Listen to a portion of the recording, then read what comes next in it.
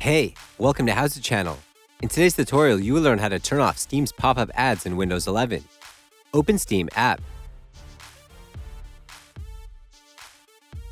Click on Steam at the top left corner of the window. Choose Settings from the list. Select Interface from the left side list. Uncheck Notify me about additions or changes to my games, new releases, and upcoming releases options. Click OK. You can also enable notifications.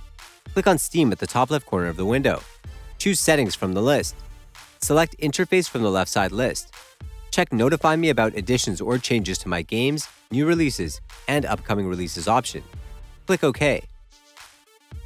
That's it. Thanks for watching the video. Please like it and let us know if you used any of our tips and tricks. Subscribe to our channel. We upload new tutorials every day. See ya!